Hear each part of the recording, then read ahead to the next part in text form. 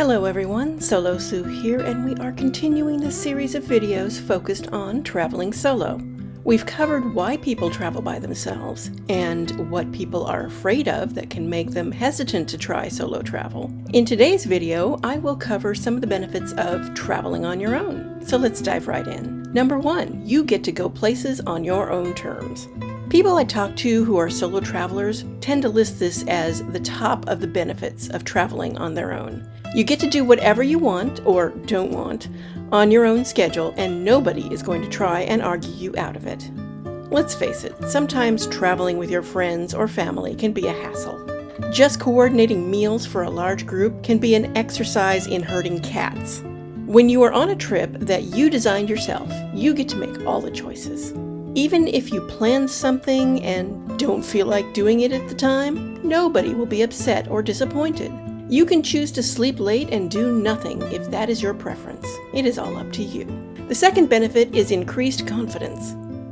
What increases confidence? Solving problems outside of your comfort zone. Show yourself that you are stronger and more capable than you think you are.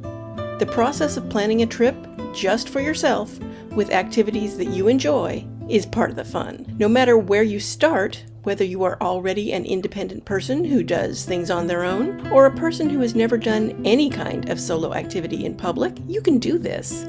Solo travel increases self-reliance by definition. As we mature in our lives, we gain more experience, and through that comes higher confidence in our own abilities and instincts. As we encounter difficulties, we solve our own problems and become a better problem solver.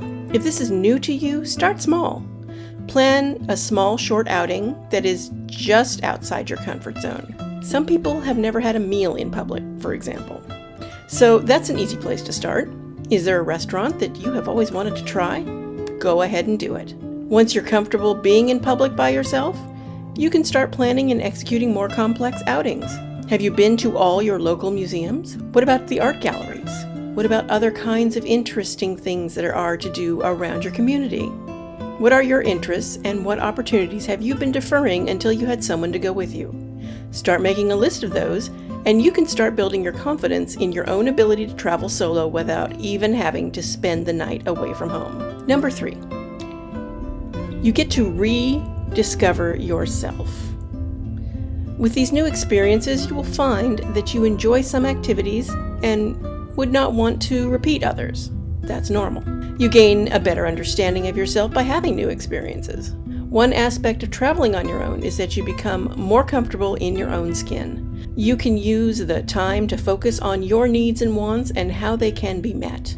Solo travelers often find that they are more reflective on their own lives, and they gain new perspective on their own past experiences.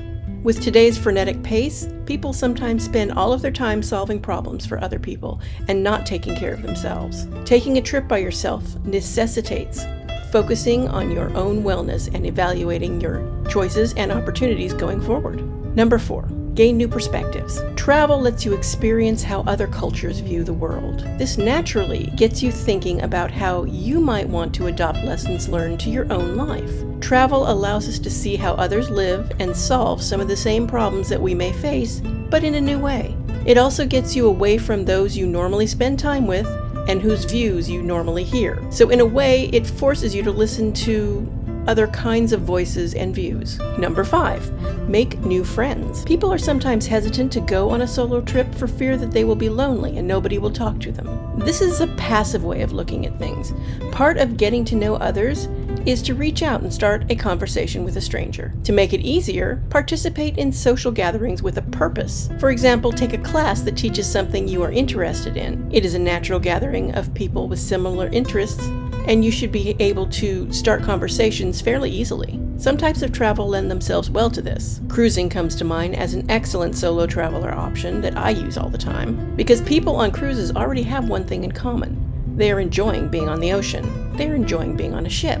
There are a large number of activities going on each day, so finding something to join and interact with fellow passengers is not a problem. People tend to be quite receptive to others striking up conversations as well.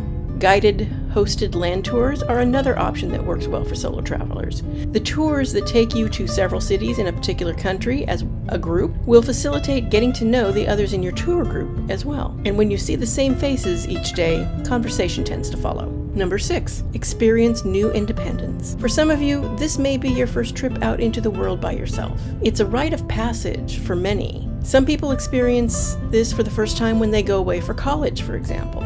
Others when they move out of their parents' home. And while you may think you are already an independent person, you will find a new level of independence when you travel alone. It really is wonderful to have all the power to make the decisions. Where will you go? What will you do? Who will you interact with? It's entirely up to you. Our last point is learn new things. You are planning and executing this trip, and that in itself is a learning experience. But in addition, you can direct your travel to your own interests. If you love museums or art galleries, you can spend as much time in them as possible. If you love the outdoors and wandering in the wild places, you can prioritize that activity. Wherever your interests lie, you can spend your time diving deep into them and enjoy all the new knowledge that brings. I would love to hear from you in the comments if you are interested in traveling solo, or if you've already done so. Do the benefits I have listed align with your experiences? In my next video in this series, we will talk about the first steps to take if you want to travel solo, but are not quite to the point where you're ready to dive in and go for it. Thank you for watching, and of course, I'd appreciate it if you would like this video and subscribe to the channel if you want to know when I post more content. Solo Sue signing out.